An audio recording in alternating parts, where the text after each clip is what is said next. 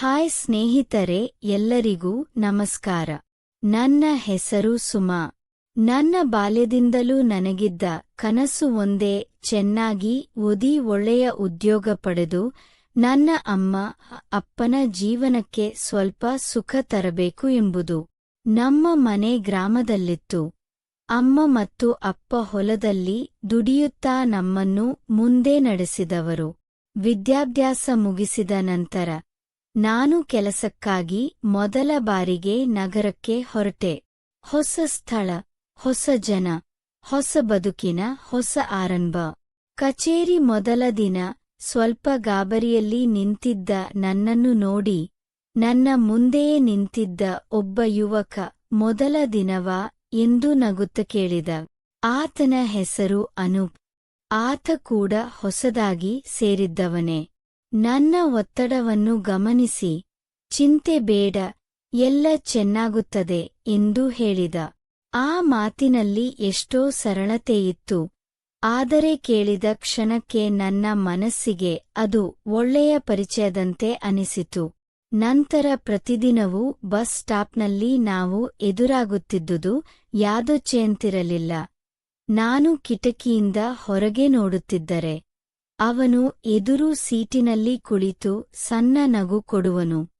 ಅದು ಸಾಮಾನ್ಯ ನಗು, ಆದರೆ ದಿನವನ್ನೇ ಹಗುರವಾಗಿಸುವಷ್ಟು ಮೃದು.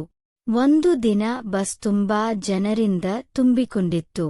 ನಾನೊಬ್ಬಳು ನಿಲ್ಲಲು ಜಾಗ ಹುಡುಕುತ್ತಿರುವುದನ್ನು ಗಮನಿಸಿದ ಅನೂಪ್ ತಕ್ಷಣ ತನ್ನ ಸೀಟ್ ಬಿಟ್ಟು, ಇಲ್ಲಿ ಕುಳಿ, ನಿನಗೆ ನಿಲ್ಲೋದು ಅಸೌಕರ್ಯ ಆಗುತ್ತೆ ಅನಿಸುತ್ತದೆ ಎಂದು ಹೇಳಿದ.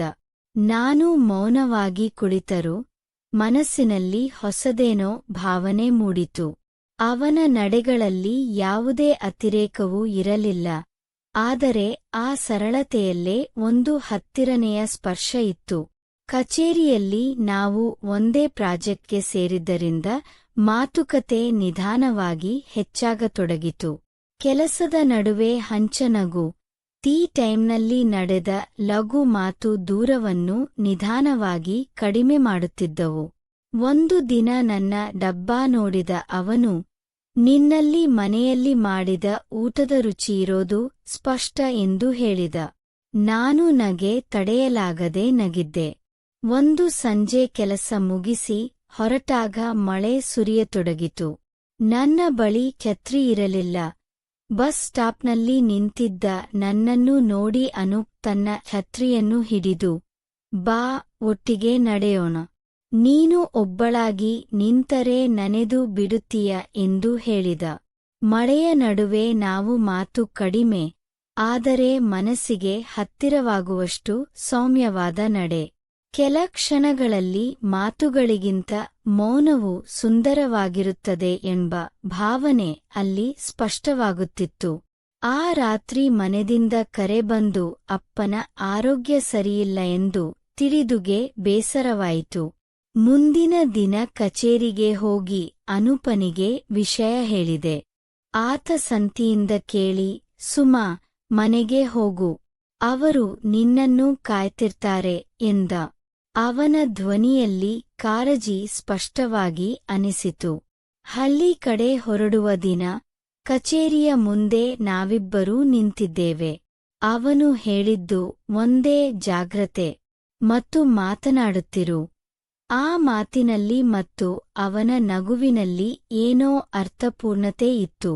ನಾನು ಬಸ್ಗೆ ಹತ್ತಿ ಕಿಟಕಿಯಿಂದ ಅವನನ್ನು ನೋಡುತ್ತಿದ್ದಾಗ ಅವನು ಅಲ್ಲೇ ನಿಂತು ಕೈಬಿಡುತ್ತಿದ್ದ. ಹೇಳದೆ ಬಿಟ್ಟ ಕೆಲವು ಮಾತುಗಳು ಮನಸ್ಸಿನಲ್ಲಿ ಗಾಢವಾಗಿ ಉಳಿದುವು. ನಮ್ಮ ಕತೆ ಇಲ್ಲಿ ಮುಗಿದಂತಿದೆ, ಆದರೆ ಭಾವನೆ ಮಾತ್ರ ಮುಂದುವರಿಯುತ್ತದೆ. ಮುಂದೇನಾಗುತ್ತದೋ ಅದು ಕಾಲದ ಕೈಯಲ್ಲಿ. ಧನ್ಯವಾದಗಳು ಸ್ನೇಹಿತರೆ.